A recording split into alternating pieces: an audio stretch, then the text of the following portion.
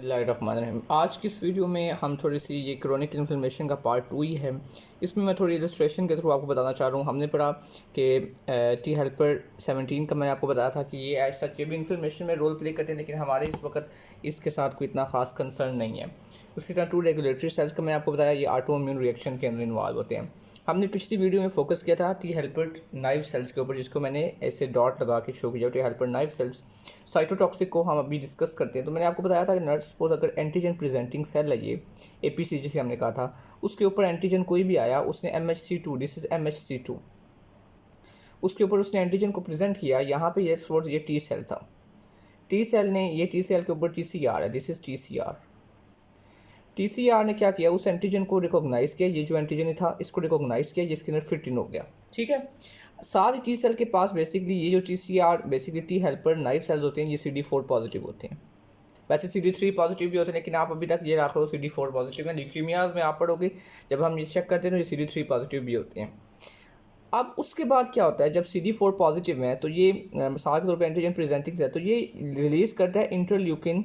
वैसे तो 2 भी रिलीज़ करता है, लेकिन आपने अभी जहन में रखना है इंटरल्यूकिन 4 या इंटरल्यूकिन 5 अगर रिलीज़ करते हैं ये वाले जो इंटरल्यूकिन, तो ये क्या करता है, टी हेल्पर सेल अब रिएक्ट करता है बी सेल के साथ। ठीक है, अंडरस्टूड बात है। अगर एंटीजन इधर पड़े हैं तो सिर्फ ये एंटीजन प्रेजेंटिंग सेल में मैंने आपको 3 सेल बताए थे, मैक्रोफेजिस, डेंड्रिटिक सेल्स और बी सेल्स। तो ये बी सेल के पास भी हो सकता है एंटीजन IO, तो बी सेल्स के पास भी एंटीजन हो सकता है, वो भी MHC2 के ऊपर प्रेजेंट कर दे, तो बी सेल्स को ये एक्टिवेट करता है टी सेल। अब अभी अपने सेल में ये बात रखें, यहाँ पे एक चीज़ होती है CD40 और CD40 लाइगेंड, ये आपने याद रखना है। ये बेसिकली बी और टी सेल्स के ऊपर एक्सप्रेस हुए होते हैं। यहाँ पे CD40 और CD40 लाइगेंड का इंट्रैक्शन होता है। उस इंट्रैक्शन की वजह से बेसिकली क्या होता है, जब टी सेल बी सेल को एक्टिवेट करता है, पहला काम तो एंटीबॉडीज़ बनना शुरू हो जाती हैं। पहले ये प्लाज्मा सेल में कन्वर्ट होगा और फिर एंटीबॉडीज़ बनेंगी। अब वो एंटीबॉडीज़ IgG-M, पहले M बनती है फिर G बनती है। इसका निमोनिक वैसे तो उसने लिखा था GMED, ये तो होता है परसेंटेज के अकॉर्डिंग, लेकिन पहले बनती है M में, फिर G बनती है, फिर उसके बाद आगे बनती है, इसलिए हम और E बेसिकली A बनती है, फिर E बनती है, इस तरह करके आप एंटीबॉडीज़ बनती हैं। तो आपको जहन में ये बात याद रखने की इस वक्त ज़रूरत है कि लेट्स सपोज जब भी एंटीजन प्रेजेंट हुआ था MHC2 के ऊपर, उसके बाद क्या हुआ कि टी सेल्स एक्टिवेट हो गए।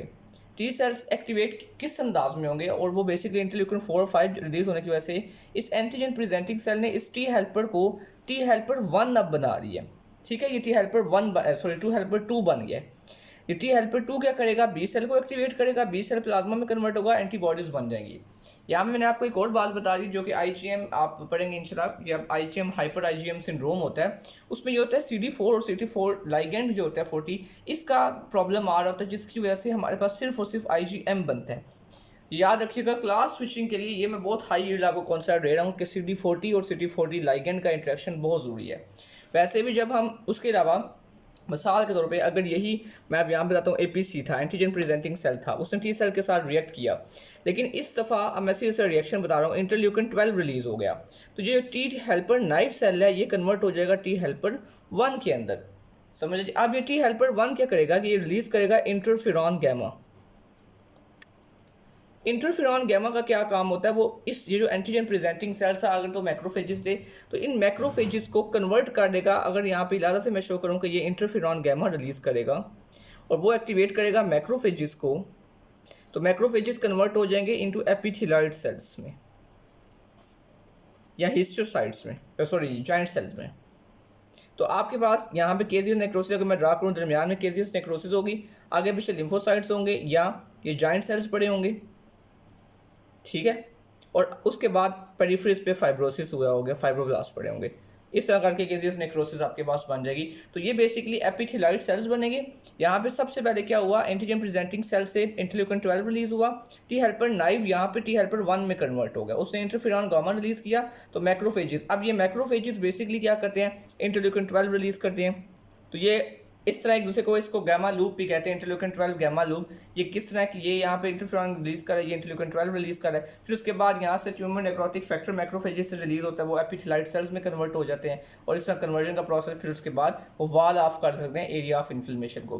तो ये एक बहुत इंपॉर्टेंट स्टेप है जो आपको पता होना चाहिए कि अगर मैं यहाँ पे इस तरह आसान करके आपको बता दूँ दोबारा कि ये अगर APC एंटीजन प्रेजेंटिंग सेल है और ये टी हेल्पर नाइव सेल है, अगर ये इस हायरार्की में इंटरल्यूकिन 4 और इंटरल्यूकिन 5 वाला फैक्टर है तो ये टी हेल्पर 2 में जाएगा और टी हेल्पर 2 बी सेल को एक्टिवेट करेंगे और एंटीबॉडीज़ बन जाएंगी, ठीक है। और ऑन द अदर हैंड अगर ये इंटरल्यूकिन 12 रिलीज़ करता है तो फिर टी हेल्पर 1 में कन्वर्ट हो जाएगा, वो इंटरफेरॉन गामा रिलीज़ करेगा और फिर हमारे पास एपिथेलॉइड सेल्स और हिस्टोसाइट वो जो जाइंट सेल्स हैं वो बन जाएंगे।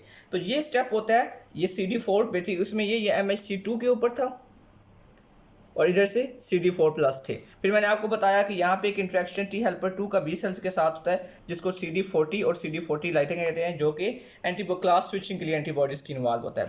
अब मिसाल के तौर पर लेट्स सपोज ये एक सेल है, कोई भी बॉडी का सेल है, उसके ऊपर एंटीजन प्रेजेंट हुआ है MHC1 के ऊपर, तो फिर यहाँ पे जो टी सेल आएगा जो कि MHC1 मैंने आपको बताया था 8 1 टाइम्स 8 होता है और 4 2 टाइम्स 8 होता है, तो ये MHC2 था और ये CD4 था।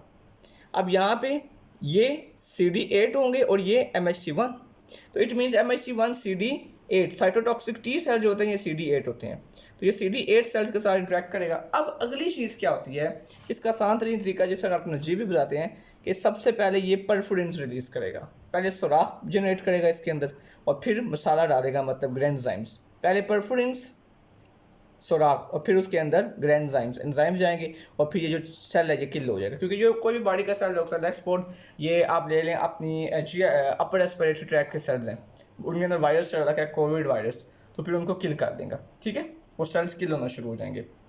तो ये एक स्टेप होते हैं, ये हमने पढ़ लिया अभी साइटोटॉक्सिक टी सेल्स कैसे एक्ट करते हैं। बेसिकली MHC1 का इंट्रैक्शन जब होगा, और MHC1 का मैंने आपको बताया था उसके ऊपर इंडोजिनस एंटीजन्स होते हैं, वो कैंसर की भी हो सकते हैं, वायरल भी हो सकते हैं। और MHC2 जो होता है वो हमारे पास टी हेल्पर नाइव के साथ इंटरेक्ट करता है जो कि CD4+ होते हैं, और वो फिर डिपेंड करता है कि आइदर वो रिलीज़ कर रहा है इंटरल्यूकिन 4-5 या इंटरल्यूकिन 12 वाला पाथवे टी हेल्पर 1 का है, और 2 वाला जो इंटरल्यूकिन 4-5 का पाथवे वो टी हेल्पर 2 का है, और वो फिर एंटीबॉडीज़ बनाते हैं। और इस तरह हमने फिर आगे, और नेचुरल किलर सेल्स भी यही मैकेनिज्म होता है, सिर्फ फ़र्क ये होता है उसमें कोई MHC वगैरह नहीं होते। नेचुरल किलर सेल कब रिएक्ट करता है ये आपने याद रखना है, एक तो एंटीबॉडीज़ जब आएंगी ना, इसको कहा जाता है antibody dependent enhancement, antibody dependent cytotoxic killing कहते हैं इसको, कि बेसिकली बॉडी डिपेंडेंट एक अगर एंटीबॉडीज़ बनी हुई हैं तो फिर नेचुरल किलर सेल्स आएंगे उस सेल को किल कर देंगे। ये एक सेल है उसके ऊपर एंटीबॉडीज़ बनी हुई हैं, नेचुरल किलर सेल्स आएंगे उसको ख़त्म कर देंगे। एक तो ये वजह हो सकती है। एक दूसरी वजह क्या हो सकती है, अगर MHC1 सेल के ऊपर नहीं है, मिसिंग है, तब भी, या अगर फॉरेन एंटीजन्स है किसी सेल के ऊपर। और ये MHC1 कब होता है, ये एक ट्रिक मैकेनिज्म है ट्यूमर का, जब भी किसी सेल में कैंसर आता है वो MHC को सप्रेस कर लेते हैं, तो MHC नहीं होते। सो ये हमारे पास एक्वायर्ड इम्यूनिटी और क्रोनिक इन्फ्लेमेशन के भी यही स्टेप्स होते हैं। तो ये हमारे पास एक इलस्ट्रेशन की फॉर्म में भी होगा, पिछली वीडियो में मैंने वैसे डिस्कस कर लिया था।